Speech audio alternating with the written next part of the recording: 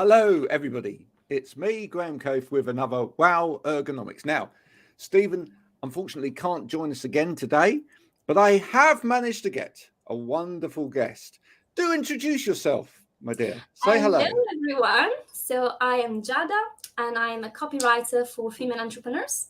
I specialize in website copy, blog posts, and a strategy to really help them position themselves as the go-to solution in their niche. So not just like another the way one you of did that, the go-to solution. one, not just because some people say, oh, they think, oh, I'm just another graphic designer, I'm just another this, but no, it's about finding what makes you unique and really packaging it and positioning it in a way that your audience really gets it. When they think about the problem they have about that specific niche, they immediately picture my clients.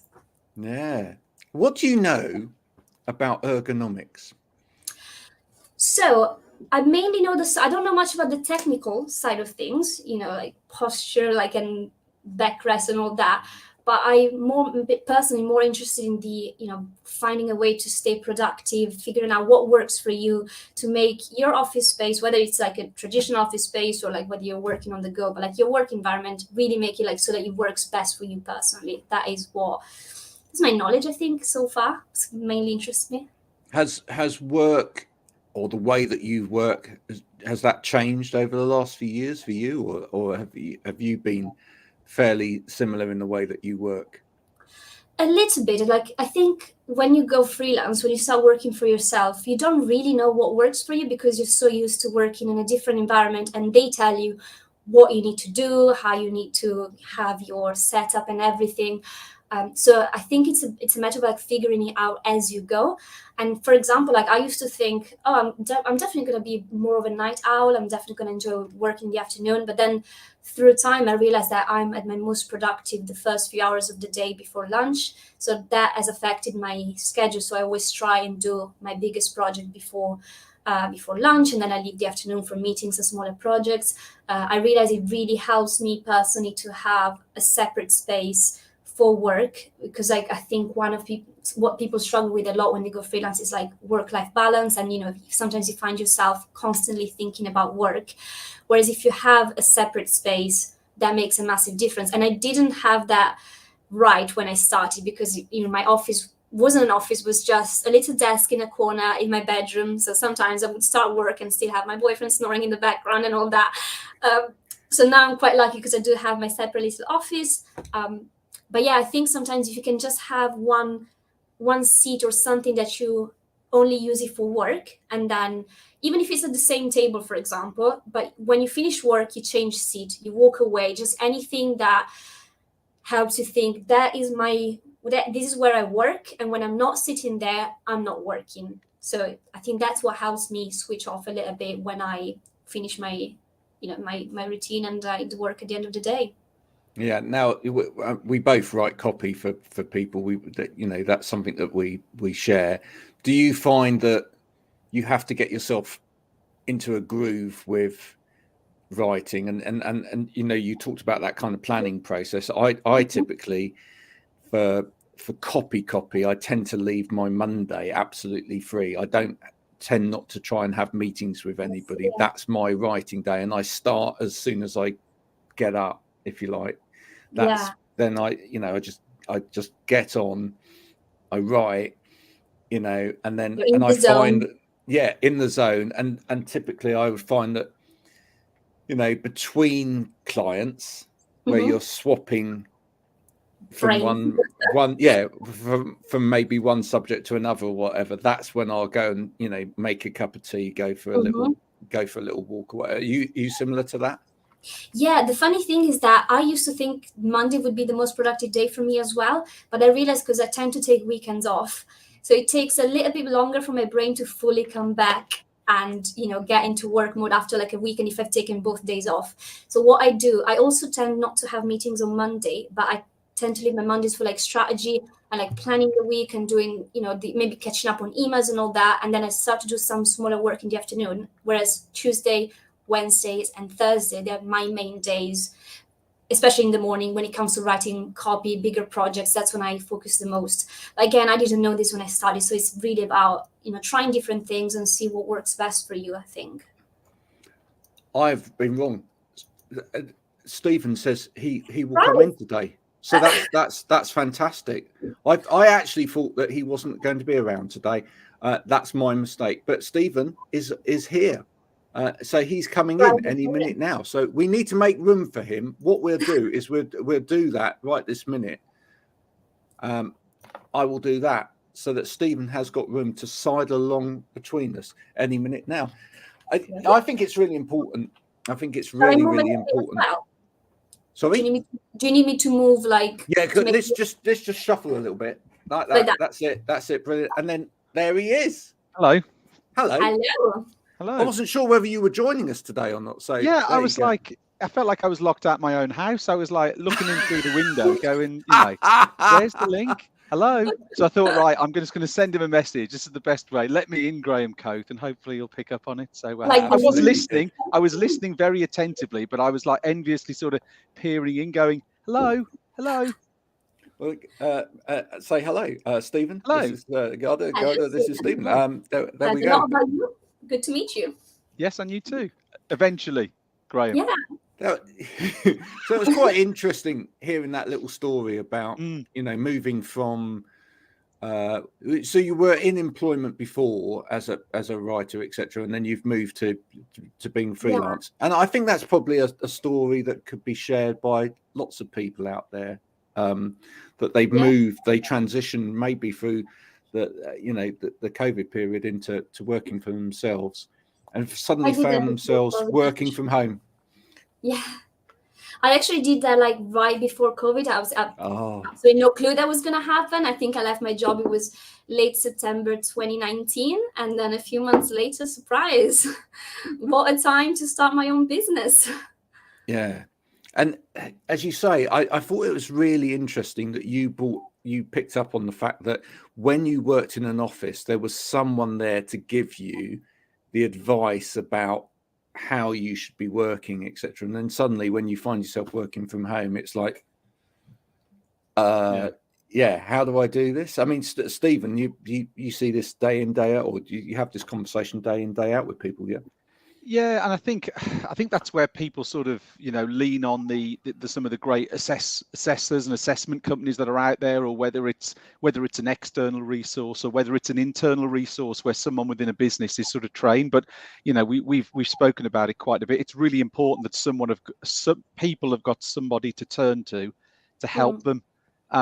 Because you could, speaking of thinking of setups, your setup could be great for you on one day, but the next day you've got some sort of issue. So you need someone who can really sort of lend that advice. And that's possibly the gap, I guess, for the sort of the working from home community, the freelancers, etc., is to, who do we turn to?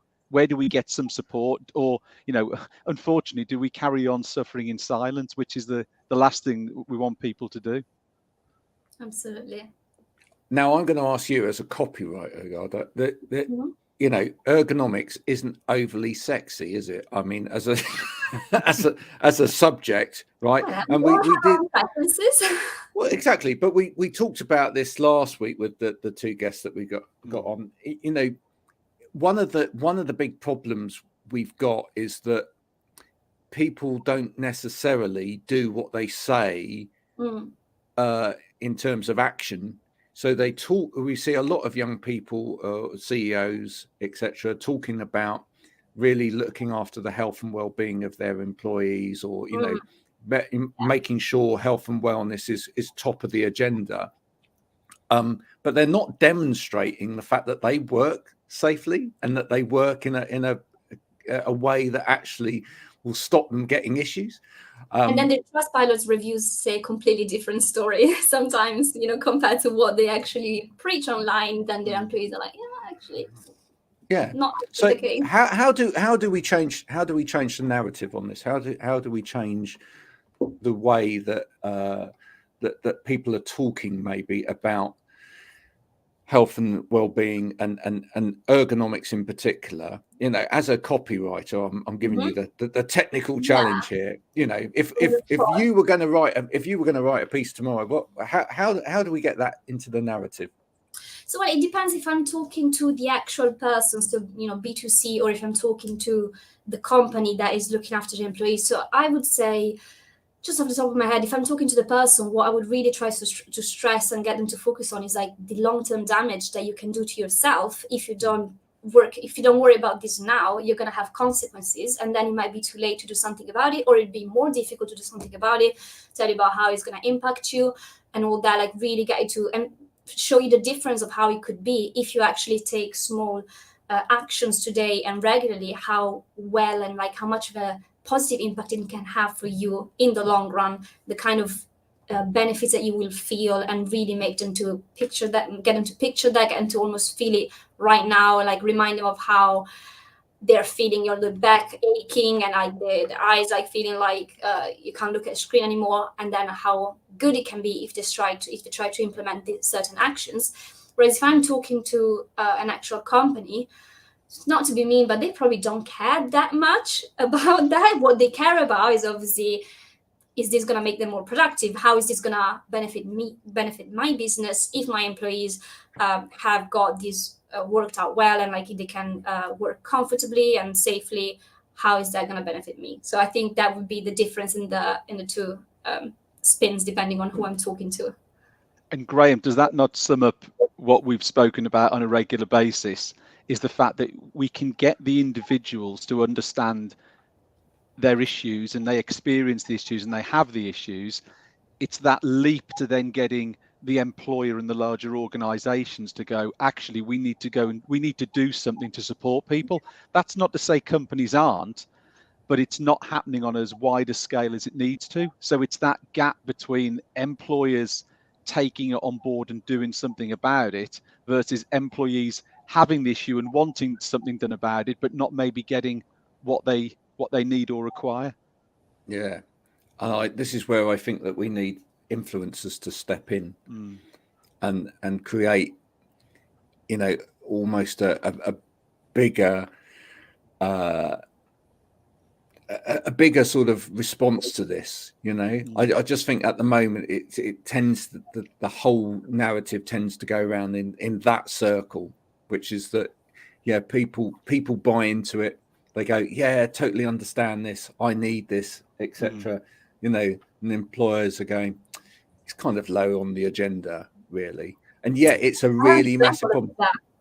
Sorry, didn't mean to interrupt, but I have an example about that when you're finished with whatever. No, do when I worked in the corporate in the corporate world, I remember there was something wrong with my screen. Like, it was good. I'm not very technical, so don't know how to describe it other than there were like all these lines, I could see there was something wrong. So I talked to my line manager, said like, I can't use it. Like, it was getting me to have headaches and I just couldn't concentrate. And then, so I think he went to speak to the higher offices and stuff. And then at the same time, there was something else that was going wrong with someone else's computer. I don't remember what it was, but we got the reply saying, yeah, you have to choose because we're only going to give you the budget to fix one of the two computers. So I was like, but I can't work like this. So like, we can't choose that because like this is going to impact not just our work, but even like our health. I was getting headaches. I was like, I can't look at my screen for too long. Then luckily my line manager managed to explain why this was important, why we needed the budget for both, because we can't work like that. But yeah, I think that really explains what you were saying, that it's not high on the priority list. And I think I heard that from quite a few of your guests. I mean, like I was watching Samantha's episode last week and she was saying all this makes a great difference for the person and can benefit the companies, but the companies don't really understand the importance of helping people figure out what to wear in the workplace, or in this case, really caring about the ergonomic side of things and not just as something to brag about on LinkedIn on the CEO's personal profile. And that sums it up there, doesn't it, though? Because in effect, if you take a step back, an organization was prepared to jeopardize the health and well-being of an individual and the productivity of that individual in their business for the sake of buying a screen. And you're thinking, well, let's say, I don't know, let's say it was 150 pounds, whatever. But actually you're jeopardizing someone's health and well-being, and they're not performing at the level that they should for the salary that you're paying them for, all for buying a screen. And it was a toss-up between the two. And yes, you got there, but when you take a step back, outside looking in, you go, that's crazy. Why would you not do that? Do you know what? As you were saying it, Giada, I was thinking, do you know what? That actually, what we ought to do is we ought to metaphor it. We should take it out of the situation of being digital, because I still think this is part of the issue. I don't think people get the fact that working at a computer is dangerous. That's what they don't understand. They don't get the fact that actually working at a computer, you can have issues because it's a computer, for goodness sake. You know, what can happen there? Maybe what we should have shown them there is like somebody on a building site trying to move a boulder without a digger, right? Yeah. And say, right, effectively what you're doing is exactly the same as this, right? Here's the guy, he's got a loader, he's got a digger, there's the boulder, no problem at all. Here's the guy, he's got a shovel. Yeah. There's a boulder. He ain't gonna move it, right? You've got a young lady here working in an office. She's trying to do her work. Yeah, she's trying to do her work, and you've taken away the means by which she can do her work. It's exactly the same. There's no difference in that. Yeah. Right. But I think you almost have to go to child's level, don't you? I think with people in order to get them to understand that this is the extent of the problem. You are actually stopping people from working effectively. And roll that out a little bit further, Graham. If you've got the analogy there that with the screen and creating the headaches and creating an illness, think of it of the guy there with the shovel trying to move the boulder, who then injures his back because he's trying to, you know what I mean? So it's almost not only can he not do the job, but actually it has further implications and actually creates illness and injury and further issues down the line, doesn't it? Yeah. I think a comic would be good. I like where we're going with this. Yeah, I think a comic would be good. You know, it could be, you know, look at this little storyline of this person getting injured because you took away all of the things that, you know, and then realize that's exactly what you're doing if you don't provide the right things. Yeah, but this is the point. I think we need more creative people within the ergonomic sector because somehow I just think a lot of it's getting lost in the way that it's being presented to people. I don't think it's got over to people enough. I think a lot of people think, well, this is a thing that we've got to do. It's just a box to tick, isn't it? Like they just see it as something that, and then you kind of don't need like when you onboard a new person and a new employee, and you just go through like, oh, this and that, but you haven't actually gone through them properly. You just done it in a way that, you know, it's good for HR because you say, yeah, we've done this, we told them about it, but you haven't actually looked into it properly. There isn't like an overall strategy like behind it, like something to check up on people like regularly to see if it's working, if maybe it's not, because it could be sometimes, obviously some things I'm sure that when it comes to ergonomics are like generic tips that works for everyone, but some other things might be a bit more personal depending on someone's, I don't know, like body shape, like their own, if they have existing conditions or something, maybe like what works for me doesn't work for them. And if you're a company with many employees, you might have to look into it a bit more on an individual basis rather than just thinking that it's enough to tell them to, oh yeah, just look away from your computer every few hours or so. And now, interestingly, I talked to someone within the sector the other day, Stephen, who's doing, you know, known for doing a lot of assessments, etc. And they said that they were actually moving away from just assessments. Okay. And actually trying to get companies to move away from assessments in a way towards a more training and educational model. And partly the reason for that is because of hybrid working, partly because actually companies are struggling with the fact that you know, an employee one day might be working here and then another day they might be working there, and they might work in this situation and that situation in a coffee shop or whatever, and actually therefore doing an assessment becomes problematic because otherwise you've got to do an assessment at this station and that station and that station, whereas actually if you put the education in with the end user in place and actually get them to understand what it is that they can make adjustments for, what it is that they can do to improve their situation, how they can, you know, even doing some things like say, you know, here's some stretches you can do if you, you know, during the day that will perhaps help you. This is what you should be doing in terms of breaks. This is what, I was going to say, now, would that have been more useful to you in when you arrived at a business rather than at a tick box kind of like, oh yeah, that's okay, that's okay, that's okay. When you do it, wouldn't even know at that stage whether it's okay or not. Yeah, I think that definitely sounds better. And obviously, when I was working in the corporate world, that was before COVID, before hybrid working was really that much of a thing. So I was always working from my workstation. But I think something like that would be even more relevant if someone has to work from different places, as you were saying, or like sometimes remote work, sometimes in office. And just I feel like that's something that is useful even when they're not working, because most people, even if, say, they're working 9 to 5 or whatever, but they usually have something going on, whether it's a side hustle, like a hobby, that you're still going to use the computer even after that. So that if you know how to do these kind of things, regardless of where you are and what you're doing, that would just benefit the employee like constantly, not just when they're working. And then, of course, it has like a positive impact on their overall performance, in my opinion. I was at on Wednesday this week with Pat Johnson from MDK Seating, and we were at a conference together, and he was doing a whole piece around chairs. And it's interesting, we were talking about this whole situation around hot desking, etc. So how you very much need that educational piece around how do you adjust a chair. Because if you think of a hot desking area, you could have someone on one day who's 5'0" sat on a chair and who could weigh, I don't know, 7, 8 stone. The next day, you could have someone who's 6'6" who weighs in 16, 17 stone being asked to use the same chair. So do they then both, and he gave a great analogy about adjusting the seat on his car, and how when he used it and then his wife used it the following day, how you needed to make the adjustment, and neither of them could work with the chair position of the other. And that's one of the really important things again. And I think it'll become, as hot desking becomes a really big piece with this sort of hybrid model, is people having the ability and the knowledge, I suppose more than knowledge, I guess, as to how to change a chair, for example. So how do they make the adjustments to that chair, which it can do, most likely, to fit themselves? Does that 5'0" person jump in the chair that the 6'6" guys had, and it doesn't work, and it creates problems? So, it's really interesting what you were saying there, Graham, that someone's going down that education piece.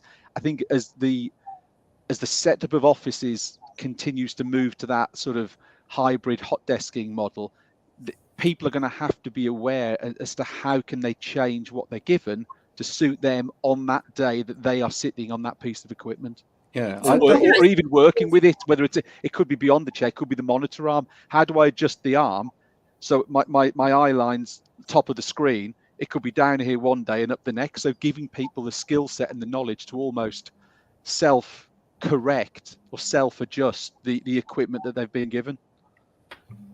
I think from a copywriting point of view, like what you said is would be a really good example. You mentioned the car seat. That's something that could be used to get people to really understand this, because that maybe people don't know a lot about ergonomics. That's a scary word if you don't know all the technical things. But everyone knows that when you get into a car, everyone has had that before. They sat down and then realized that it was too far back, too far forward, or whatever, and they had to adjust it. So that is something that, because we're talking about how copywriting might play into this, and be a very good image that's easy for people to picture, everyone can relate to it, and then you create sort of like an analogy between you get in the car and you adjust your seat. Why you're not doing that when you're hot desking? Why you're not doing that when you're like working on the go, whatever? So I think that would be something that everyone can relate to, even people who don't know much about ergonomics. That's a really interesting thing that you said there, and I'm going to pick up on that. You said it could be a scary term.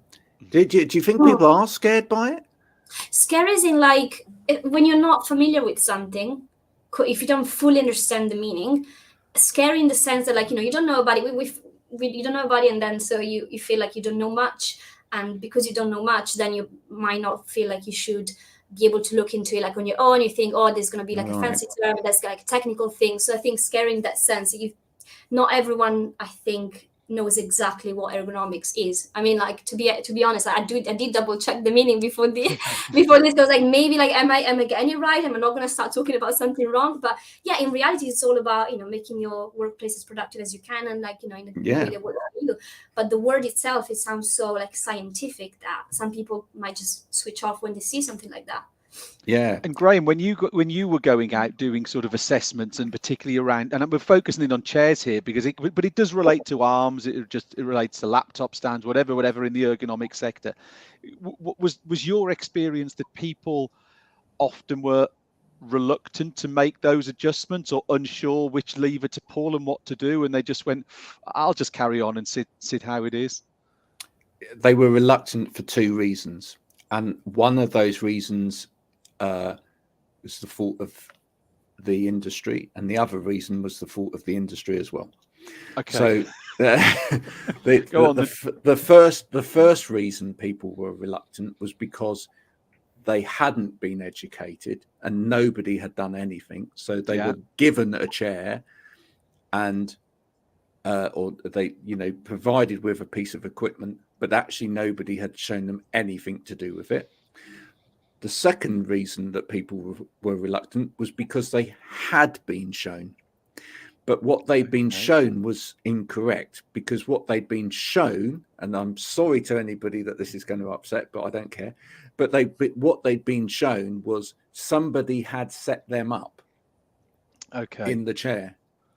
But what wasn't given over in that setup process, and by the way, I know Chris is watching. I know there's some people out there that are really good at this. So I'm not aiming this at you, but there are some companies out there that are setting people up in seating, etc., or setting them up at a workstation. But within that dialogue, they're not explaining to that person, or they're not getting that person to do the setup. They're not showing them how they make the adjustment. They are setting them up. They're going, right, so I do this, I'll do that. Now, does that feel comfortable? Yeah, that's good. Okay, does this feel comfortable? Yes, that's good. I'm going to adjust this. Does that feel better for you? Yes. Now, do you feel comfortable now? Yes, I do. Right? And that's great. Someone's done it all for you, and then they go.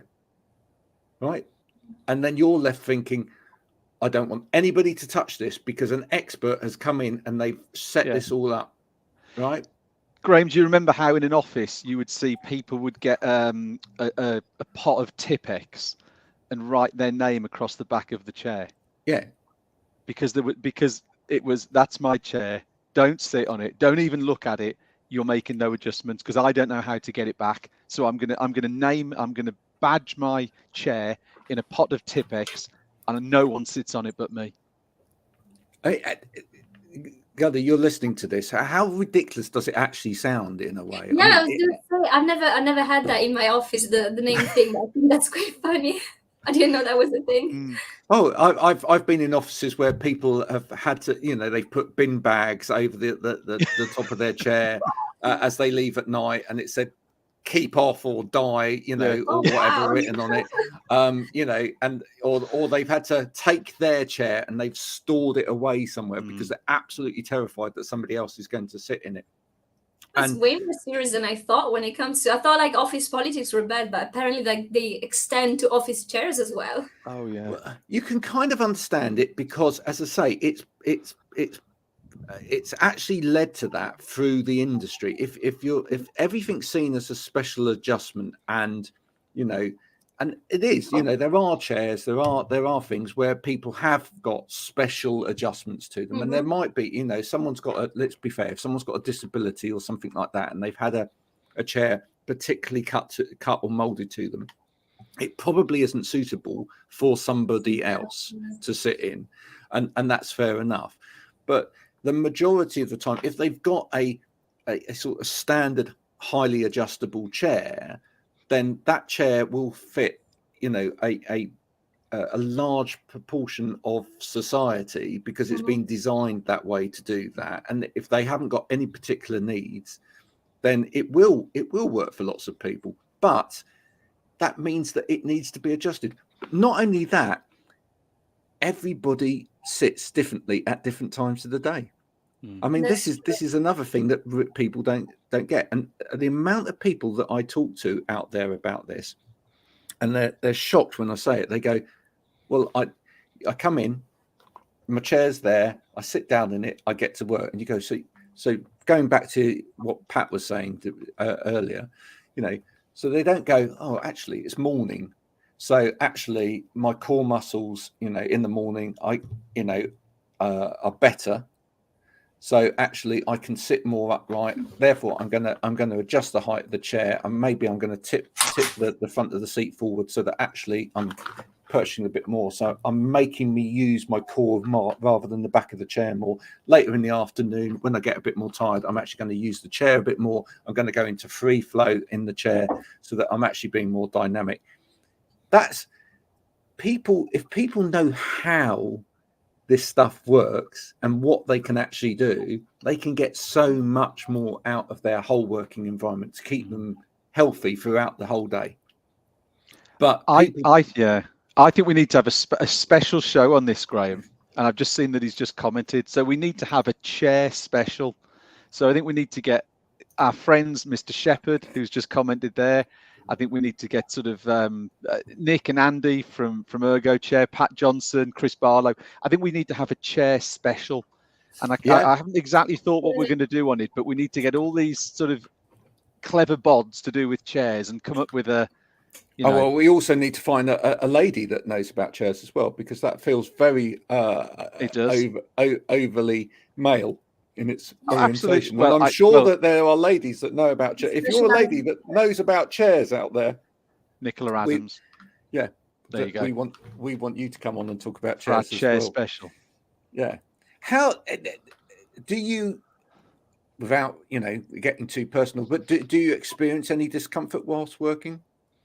Sometimes I realize that I think I'm sitting properly, but sometimes I realize that you find yourself slouching a bit and sort of going towards the desk almost, and you only realize when you actually straighten up again. You're like, oh my god, I've been working like this for hours actually. So it's definitely something I need to get better at myself as well. But sometimes when you're in the zone, it's hard to keep track of these kind of things. So I don't know if you have any kind of tips for a copywriter who's working long hours, and when you get in the zone you kind of forget about everything outside. Now let's go into the detail of how you're working. Okay. So are you a laptop user, or are you a desktop user?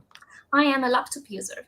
Okay. And are you working directly onto the laptop, or do you have the laptop raised at all, or how does that work? At the moment I work directly into the laptop. I do a tiny bit of writing, good old fashioned writing on a pad and paper and all that. But sorry, what did I say? It's because it's not raised. No, it's fine. And in fact, it's fine. One of the great things about coming on the show is, and we say this to all the guests who come on, Graham, is that what we want you to do after the show is to send over to Graham and I a picture of your setup. And what we will do is we will kit you out, and we'll get you some nice accessories, and from Backer Elkhausen, of course, so you can work correctly. And then what we want you to do at a later stage is then do a nice little post and just let us know, has it improved how you're working? But what you said there about the laptop is the biggest thing that we come across, Graham, isn't it? We've done lots of these recently, and it's still that laptop flat on the table, hunch forward. For your wrist as well. Yeah, your head weighs the same as a 10-pin, 6 kilos. So roughly think of a 10-pin bowling ball, just pulling you forward. So yeah. But the thing that people don't get about the head thing as well, just going into a little bit of the science about the head thing. Okay, so if your spine is directly upright, okay, and so your head's in a neutral position at the top of your spine, then actually the weight loading on your neck is what the head weighs. Okay. Yeah. All right. And as Stephen said, it's a lot.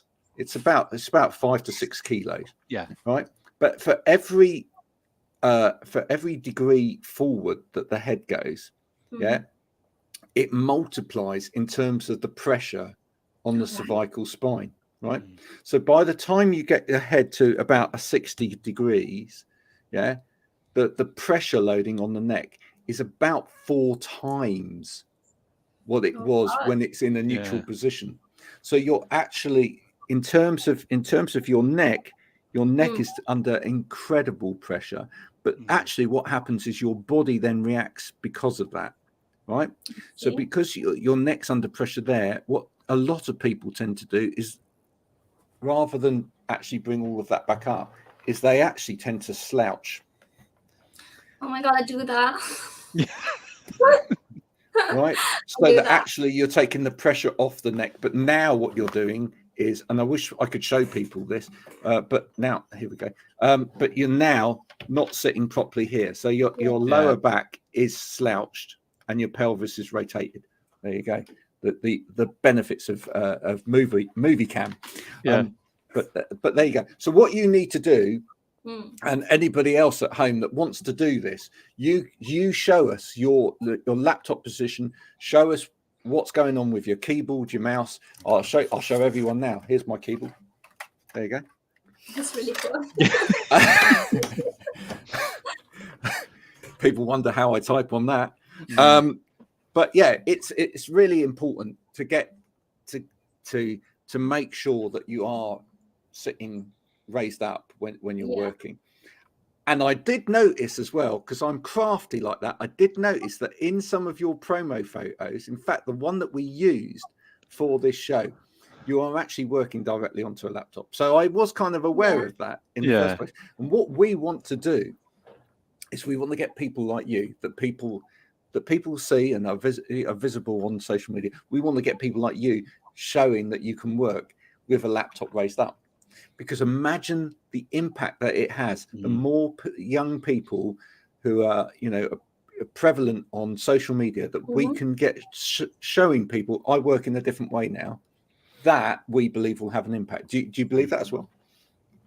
Well, I'd definitely be willing to try that and see if there's a difference. Because why not? If you said it's so bad the way I work, I don't want to have long-term effects, as I was saying. So absolutely. Might not be in all of my promotional pictures because I still need it to look, I can't take up too much of the attention away from the actual thing. From you. That's right. In my day-to-day posts. Yes, absolutely. Yeah, no, absolutely. It's a struggle. I mean, it is that is the problem, because what we do see in those promotional posts that people do is they're trying to show them. It's the same as the selfie thing. The selfie thing. It's you want to see you. Although there is this habit of I don't get this selfie thing where you're looking at the screen and taking the selfie, whatever. But I don't get it here, but no, but it's almost like this is me, and it's you've got to showcase the person or whatever. But when it comes to tech, what we're trying to get out there is actually if we can influence a number of people out there to show actually, yes, when I am working, this is how I work. Then I think it will start to make a difference. We'll start to see other younger people, etc., coming through going, well, look, what is that they're using? Why are they using that? Asking the questions, going, starting the conversation, really. Starting the conversation. That's how it enters the narrative, and I think that's a really important thing. And also, I'm pleased to see there today as well, you've got a little bit of biophilia going on in the background as well. A little bit of what? Sorry. A bit of biophilia. You've got a lovely plant. Bit of green. Oh, look at that. Office. I've got you can only see two, but this is my monstera. She's called Mary Lou. And then I've got Anna up there, and the other ones are on the other side. You've named them. All of them. All of my plants. I've got 28 at the moment. Yeah. Oh wow. Not in my office. How important is that? I mean, Stephen came back from Clerkenwell in London, wasn't it? That we did a little bit from a couple of years ago now, I think. Yeah, and they had live moss, didn't they? On like a screen dividing two desks was actually live moss on there, which was fascinating to see. Yeah. From a mental health point of view, etc., do you feel that having sort of plants, etc., in around where you're working, does that help? Yes, and actually this started, I'll show you this one. It started when I was still in the corporate world. I got my first office plant. He's called Roger. And that started he's a prickly fellow, isn't he, Roger? He's a prickly fellow. He's named after Roger Taylor from Queen. Right. And and I got that just to have something nice on my desk, because I feel like sometimes in offices mine was a small one. It wasn't like one of those huge with cubicles and stuff like that, but still it all looks the same, whereas I felt like I needed to have something on my desk that felt like me, that made me almost like going home in a way, like I got that's my tiny section. And I got Roger, and then somehow I still had it. I had it for like 4.5-5 years, and it started with him, and then yeah, it just got way out of control. But it definitely does help with my mental health to have, I go to my office, I've got the 6 plants, it's like green, and it's almost like having my little virtual colleagues around me. So I would Did definitely you recommend find it. some resistance to that when you were working in the corporate world, having stuff on your desk? Because this is another interesting aspect of the hot desking area, and I'll bring this up. I did a human factors course over at Osmond's, which was brilliant. I have to say, it was fantastic. It was led by some people that came in, and one of the things that we looked at in that was why people kind of build this kind of area around their desk. Why people want the plants in, and the screen and the post-it notes and the pictures of the family up, etc. And they were relating it back to us as cavemen, and actually, yeah, it's to do with the whole thing of fight or flight and all of that sort of thing. It's actually we don't like, as human beings, being in an open space all of the time, because actually, yeah, it's about creating a space where we actually feel that we can retreat to, where it's our safe space and it's our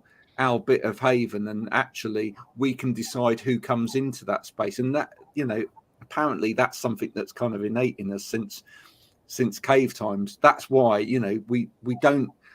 And that's the funny thing, isn't it? Because people design offices, and they'd hope that they design offices to be very people centric. We had Simone Fenton Jarvis on here a few weeks back, obviously talking about that, and we don't a lot of the time. What we do is we design offices to look aesthetically pleasing, but actually they don't. And some of the rules in the office space don't necessarily fit with people, because actually, I think that's one of the reasons people have really enjoyed working from home.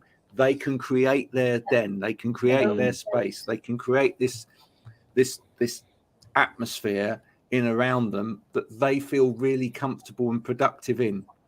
And yes, they like to go to an office to see other people and to have that interaction, but the desk is actually, for a lot of people, personal, it's a very personal area. You talked right at the beginning about needing to set your agenda for the week right in terms of that. Yeah. But do you find that's the same in terms of getting your space right at the beginning of the week for writing?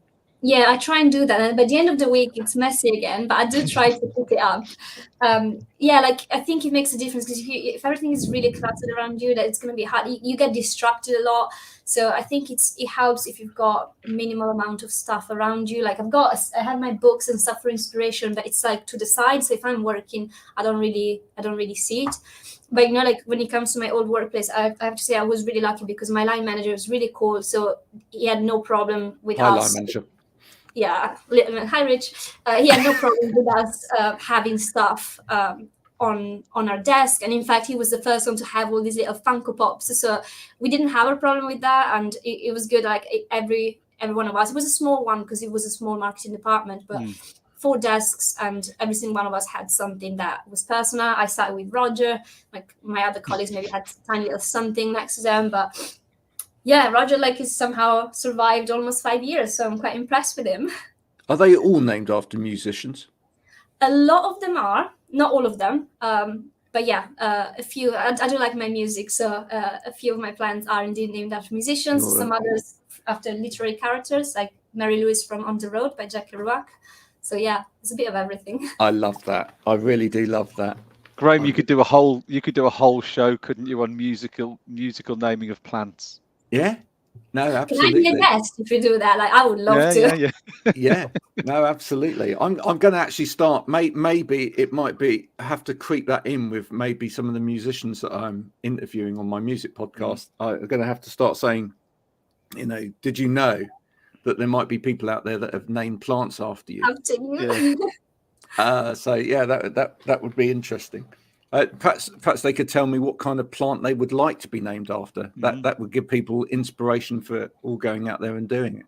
I just think that's marvelous that you've done that as well. Look, it's been a pleasure having you on today. Thank you. Yeah, it's been interesting here, and what we've been trying to do these last few weeks is have guests on who perhaps sit outside of the ergonomics field, etc., so that actually, we can have conversations with people that are using computers and doing the work out there to understand a little bit more about what you understand by ergonomics. By far not an expert at all. So as you can probably tell judging by the mistakes I've made. Yeah. So it's good for me to be here and learn more about it, see what I'm doing right, what I'm doing wrong, and take it from there. One last question before we go, and then we go. That with the term ergonomics, and I know if Guy Osmond was watching, he would be glued to the TV at this point. Glued to his screen, which is that there's two terms. There's ergonomics, which he would say is the right term, but there's also the word ergonomic, which has been mightily you like written like that, do you mean? Or... Well, just with an S, just without the S on the end. Well, it was like a French sounding twist. I was like, I never heard of that. No, and he would say it's been widely and terribly abused out there because it's been. And it'd been lovely to just hear from an outside point of view. When you hear the word ergonomic and it's been attached to like a product or whatever, that do you, as an end user, do you find that quite confusing? Because what we are seeing is seemingly just about anything has been branded with this term. It's like there's an ergonomic glasses case, there's an ergonomic pen, there's an ergonomic USB, there's it's like anything you can find, people have put the word ergonomic in front of it, and clearly sometimes those products aren't even fit for use, right? But it as an end user, is that confusing when then people use that? I'll be honest, as an end user, to me, ergonomic has become a bit of a buzzword. I hear it so much, then it becomes white noise. If you keep hearing it or reading it, and it's attached to all these kind of different things, and maybe are not actually that ergonomic, like you think it's just a joke. It doesn't mean anything anymore, isn't it? And it's what I tell my clients sometimes when they try and use like fancy words that they just sound fancy and nice, but like they don't actually mean anything anymore. Like say, oh, we sell business solutions and we're cutting edge, and every business is cutting edge on their own website, and it doesn't mean anything anymore. So I think obviously ergonomics is like when it's relevant, let's use it. But I think when you're talking from a copywriting point of view, you need to make sure that if the person you're talking to is not familiar with it, you need to clarify it. Absolutely. And again, I think maybe we should do stuff to really make copywriters aware of that as well, because I think it's a very easy thing for copywriters to do, is to pick up on this buzzword and kind of bring it in and say, oh, it's this is the latest ergonomic solution. Is it though? There you go. Cutting edge ergonomic solution. 100% agree. Heavily overused. And Andrew also says you've been a fantastic guest with real life scenarios, which has been really useful. I think anybody that watches this today that's from the sector will have found that really useful as a conversation to hear from someone that's living it. At the coalface. Do please very, very quickly before you go, just do a little plug for you. So for anyone that missed it at the beginning, what is it you do? I am a copywriter for female entrepreneurs, and I specialize in website copy, blogging strategies, turning my clients into the go-to solution in their niche. I love that. That's so well done. It's almost like you've practiced that. You've been a fantastic guest. Do make sure that you send us a photo of your setup and your address, and we are going to make sure that you are rewarded for coming on today. Thanks for watching Wow Ergonomics. Sorry for not letting Stephen in at the beginning, because that would have made it even better. Oh, we had a bit of a surprise appearance going on. That's I think it's almost like we planned it. Yes. That he snuck in there after early doors. Please do subscribe to this. Do watch it on YouTube if that's your wish. If you'd prefer to listen to this on Spotify as you're driving down the M25 or stuck on the M25 because it is the biggest car park in the UK, then please do that as well. And we will be back the same time next week, 12 o'clock, with another Wow Ergonomics. Until then, look after yourselves, stay safe out there, and remember, don't use your laptop without some devices. Bye for now.